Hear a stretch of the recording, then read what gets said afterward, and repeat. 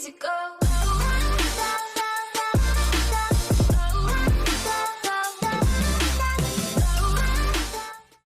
We are back here again. I'm back with my Buc Bros, Zach, John, Bryce. How you guys doing? What's up, bud? How's it going, broadcasters? Good to be back. Yeah.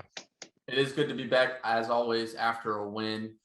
This week, as we hit the game review, we go over the Falcons win where we won 30-17. A pretty solid win, in my opinion, guys. I know it got a little close there, especially at the end of the first half where they had the interception return for a touchdown. But after all, we made some adjustments and we stuck it to them in the second half, not allowing a point. So pretty good win. Let's start with John. What did you think of the game? Solid game all around from the whole team. Really was a full effort. We got 9 different receivers getting the ball. Brady looks solid, 4 touchdowns, only 1 interception, about 370 yards to the air. All in all, just a good game. I mean, there were some minor mistakes that we saw. Obviously, the INT at the end of the half. But otherwise, the defense seemed to get a lot of pressure, several sacks. Sue and Vea both look strong. Secondary looked good with the return of Carlton Davis. I think the team is starting to gel. I think that loss last week really got in our heads, and it's nice to see us starting to come together a little bit. Oh, Bryce has his eyes wide open. I don't think it was last week. I think I'm off a week. What are you talking about? We're on a 3-game win streak. We're talking about losses. Well, Yeah, no, solid win indeed. I don't know what that play call was at the end of the half. That might have been the second stupidest play call I've ever seen, besides the pass by the Seahawks in that Super Bowl against Tom Brady at the 1-yard line. But besides that, solid win. Offense looked really good. It's good to have Gronk back. He really makes the offense that more potent. You can clearly see that he's a trusted receiver, obviously, for Tom Brady. Tom Brady, despite that interception, had a very solid game as well. Fournette did a lot of good things out of the backfield. We didn't run off for a whole lot, but the passing, or he got a lot of pass yards, he was very active in the passing game. Defense was pretty solid. Got a lot of pressure up the middle. Granted, Atlanta is not a terribly strong team. They don't have a terribly strong offensive line. Still would like to see a little bit more pass rush from our ends. I know they're hurt, but Shaq Barrett, JPP, Joe, Tyron, they didn't really get much pressure on Matt Ryan. And Matt Ryan really, despite all the pressure he had kind of a solid day. Unfortunately for Zach, you didn't hit on the interception bet or the 0.5 interception bet there. But yeah, no, very strong defense. There were a few times I think, where we couldn't get off the field. They were allowing too many third down conversions. So seems to be an issue that we're going to need to address going forward. But I mean, a division win a win against a division opponent on the road, that's always, a big, strong moral victory. Swept the Falcons for the 2nd year in a row. Job well done. it's 5 sacks, not enough pressure. I was gonna say the same thing when you were you're like didn't get enough pressure. I said the defensive ends. I'm clearly 2 sacks each by Vea and Sue, right? So, and I think Cameron Gill was the other guy who got a sack. I don't want any more on that sacks name. all year until they come from defensive ends. If they're not Yeah, coming from right. defensive ends, I don't want to see them. Pressure was there. Just would like Okay. to see a little bit more pressure from the money makers who are paid to sack the quarterback. Shaq did enough last week. He's taking a week off. That's all. No big deal. Yeah, I mean, I loved the 5 sacks for our defense. Brady didn't get sacked once. So if that seems to be a winning equation. If your guy doesn't go down and there's gone 5 times. They just threw the ball way too much that game, I thought. But I'll harp on that anytime your quarterback throws like over 50 passes. That seems like too many, especially in a game you were winning like wire to wire. I don't understand it, but they came out throwing the first drive, right? All throws. Like they ran the ball for a while at all. And yeah, that interception was, I don't know what that is. I will never understand that decision. and it did happen to wreck people who had Bucks -6.5 in the first half. I don't know if anyone else did, but I'm not really going to complain about the game. Like it was a win, and they didn't do anything in the second half at all. Shut them down. So Yeah, they 10-0 scored in no the second points. half. Yeah. And Matt Ryan, yeah, I mean, he ate a little. He didn't get on the scoreboard. Their only offensive touchdown was, they ran the ball in that first drive, right? So like you think about that game, they score on their opening drive, and then they don't score another touchdown the rest of the game. So I thought defense, all in all, they did a lot of bend don't break, classic Bucks defense, and no complaints. Lenny looked good, good hands out of the backfield. That tutty was a nice catch, right? Like palmed it and then brought it in. It's Yeah, nice. it was nice. It was very. I thought Cameron Brate's catch was nice too. We had a ton of nice catches. Oh, the tight ends are eating for sure. Gronk looks like he is, he's Gronk. Like I still can't tell if he's like limping or like what when he runs. It's like a gallop limp thing, but I mean, he's just beating guys. They're gonna put him with a linebacker or safety with no help. He's just gonna eat them up. So good game. No complaints. Just keep them coming. Well, it's the game we all circled on our calendars, right? Buffalo versus the Tom Brady led Buccaneers. We all thought it was going to be a good match. I know Buffalo's hit a little bit of a snag in their schedule after losing to the Patriots in Monday Night Football, but it still seems to be a very good game.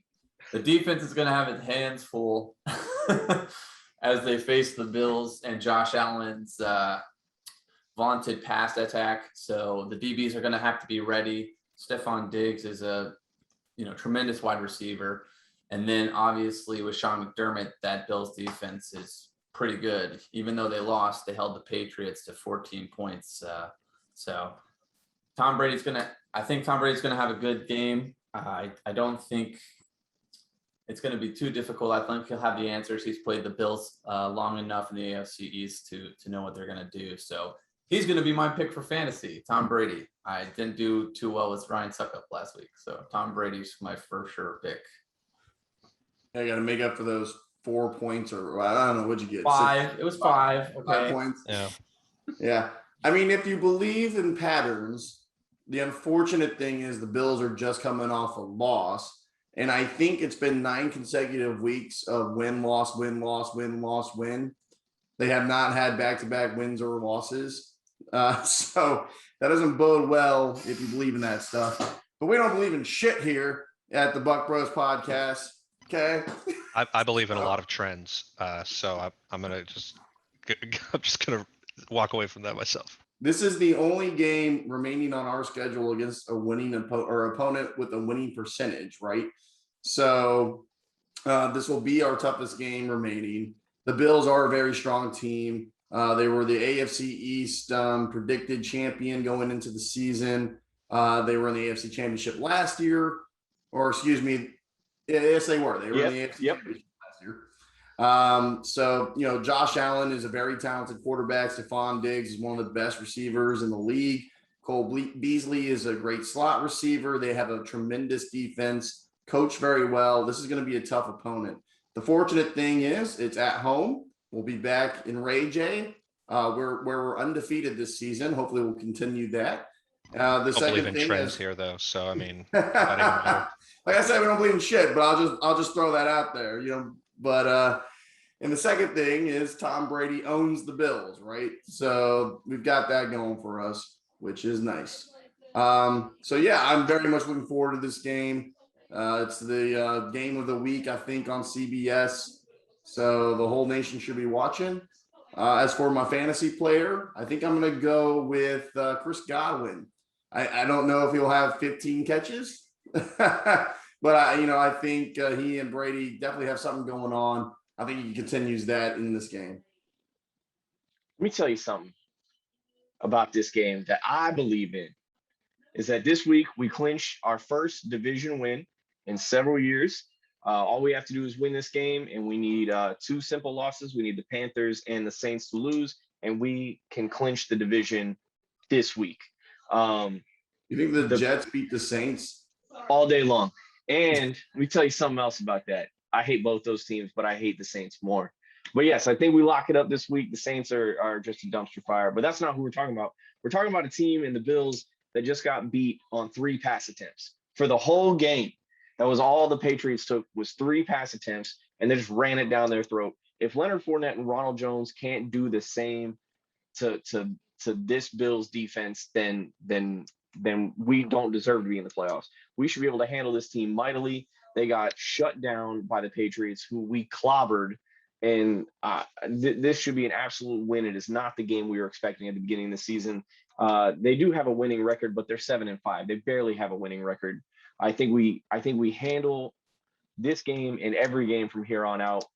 We treat them as little mini bye weeks, especially that Jets Panthers sandwich at the end of the season. This is the beginning of the end of the regular season for me. I've already checked my ticket to go to the postseason. This is where we get ready to rumble. My fantasy player of the week is going to be Rob Gronkowski, who I think gets 3 tutties this week, the hat trick. And that's going to be my big pick for this week. Yeah, he's a Buffalo kid, right? So yeah, Buffalo, to me, that's a team that they struggle against good competition, and then they just beat up on bad teams, with the exception of the Jags game, which is an embarrassing loss to have on your record. But yeah, I think they're definitely, in a bit of a blender right now. And, the thing with that win-loss is they haven't played 2 good teams back to back yet. And so it's on the road. The conditions in that game on Monday night took away any home field advantage. I mean, it was like a hurricane wind wise, like 60-mile-an-hour gusts and stuff. So they're coming in bad shape, and they don't have a great ground game to begin with. So they're going to be, I think, especially one-dimensional against us. So I think it's a good matchup for the Bucs, especially on defense. Just try not to get embarrassed by any like Josh Allen plays where he just like throws your D end like on the ground because he's just a giant of a human. That's my only thing I want to avoid is some kind of like Josh Allen like hero play. But I think we do well. It's a good matchup. Their defense is, again, like, yeah, they have good names on that team, and I do like McDermott as a coach, but they underachieve against good competition, and we're in full stride, right? This is the time of year we caught heat last year, so I'd like to think we're starting that machine. I think we win comfortably. I mean, I really think the Bills lay an egg, and I will go with on the back of what we just saw last week, their inability to stop a very predictable ground game. I'll go with Lenny for my player. I just think if this isn't the week to run the ball, I don't know. I mean, I expect a full like 20 carries for Lenny. It makes me very happy. Lenny's been a solid pick these past 2 weeks. I think he had another solid game, even though he didn't reach the end zone last game, right? It was just the tight end. Yes, he did. But we just talked about it. Yeah. So he's been killing it. Yeah. Remember that time we went to the Buffalo game in December? Yes. Buffalo. It would have been a better sign. Yeah. Because everyone thought we were Buffalo fans. I don't remember it doesn't about that game. I do remember, I think it was Bobby Rainey took one of the house for like 80 yards or something. Yeah. The first play of the game, and we missed it. Yeah. We were still covering the concourse. Was that also the family section game? It was the family section game. I think it was also our 21st birthday, right? Was that game? So we were like, was it that game? I don't remember. It wasn't Ryan's 21st birthday. I have the photo in my room hanging up. I can check the date. I think it was our 21st birthday because I didn't get ID'd, and it was like my birthday was like that day, and I was very bummed out about it. I was like, I've waited my whole life just to get carded at a Bucs game, and I don't. The first time I'm able to handle it. We need to, now that COVID is over, we're going to a game next year. I don't care what it costs. Heck yeah. Well, hopefully some of those costs will be expensed via Bucs bets if we've been following along. Zach, why don't you tell us how you did last week? I know we said the 0.5 interceptions didn't hit. What about the other 2? Yeah, Carlton Davis. We had a hard time breaking 1 interception, and it was almost a nightmare scenario where he drops the pick, and then what if they'd scored on the next play? They didn't. So luckily the over held up.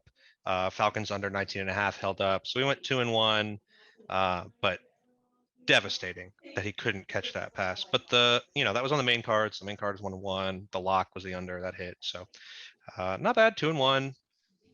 We'll take it. Still in the green. So we'll move into this week against Buffalo, and let me pull up the card. So not that we believe in this kind of stuff, because it's like trends, based on like data and stuff like that. We don't believe in that, but teams that don't cover, playing teams that did cover in the last week, they tend to do really well against the spread. However,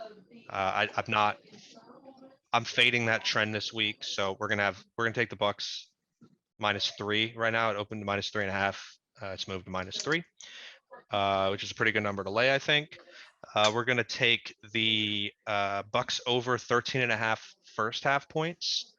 And we are going to, for our lock, we're gonna do the over. It's at 53.5. Bucs over is at home. Pretty good. We just play really well at home if you're into that kind of stuff, Bryce. So that's what we have. Bucs -3, Bucs first half points over 13.5, and then we'll take over 53.5 for the game. Book it. Book it. I like them. They're overrated. I would just throw money at the wall, see where it's stuck.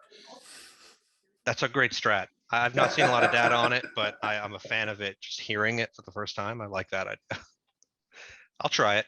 We'll see. I will say it's getting hard not to take Brady over 0.5 interceptions every week because it's a pick in like 5 straight games, and it's alarming that it's still happening every week. Interception. I mean, I had a feeling it would last week because he's thrown a pick in like every road game since the second, like 5 in a row road games, 5 in a row overall. He's, hopefully he doesn't throw any interceptions this week, but He will. the moment I bet on it is the moment he doesn't throw a pick. So maybe I should just bet on it. Maybe you should bet on it. Yeah. I mean, the only game he's not thrown a pick in was what, the Bears game? He early in the season he wasn't throwing picks, and then he has been of late. It is. Oh, you're right. I'm looking at the stat sheet wrong. That's my bad. He had a 5-game stretch with no picks. Yeah, it's like he threw 2 technically in the Cowboys game. Yeah, so he threw 2 in the Cowboys game and then none until the Eagles game when that kid got on TikTok afterwards. So I picked Brady off at the half. Okay. And then didn't throw it against the Bears. That's the last clean game pick wise for him with Chicago. So that's 5 straight.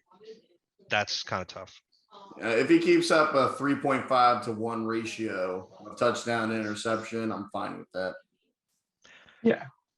I mean, we're winning. So, but you can look at, if he throws 2 picks, he's done that 3 times. We're 1-2 in those games. I mean, the Dallas game, you can call it 2 picks. Technically it is, but like the Saints game and that football team game, 2 picks. It's ugly. And the first half picks, especially tough.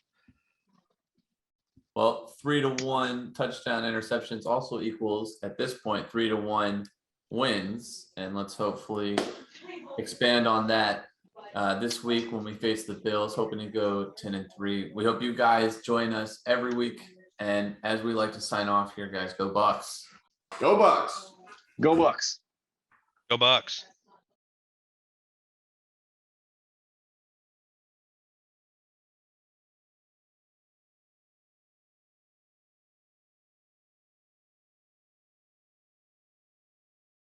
Oh man, I miss going to games. There's one thing about coming up here to Seattle is everyone who lives in the city, no one's ever been to a game because the tickets are so expensive.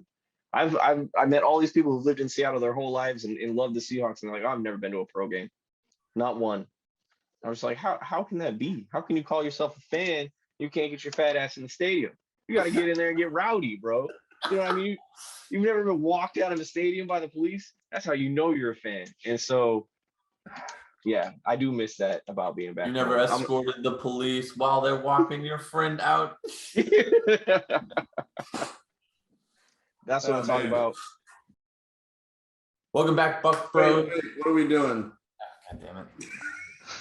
Same thing we always do. We're doing the same as always this week. I'm just teasing. And you know, and Tom Brady now is almost ready to surpass Jameis Winston for total Bucs wins, which I think is ridiculous to be done in 2 seasons. I think he only needs 3 more. So hopefully we can round the season out and let him take that spot. No, am I all alone? Oh, that'd be nice. Yeah. Will be. The defense is going to have all its hands. The defense is going to have its hands. God damn it! I don't know what the fucking Full. phrase All is. of their hands are going to be full. Full. Everybody's going to have their hands full. Your Capri Sun, your Capri Sun shout out didn't make the cut last. No, yeah, it didn't get caught on the recording. Yeah, it got cut off like as I was lifting it. Brought to you by. Yeah, I'm just glad, you could definitely have done a lot of stuff there and make me look terrible. You could have, I was very editable, but it's a good man at the helm.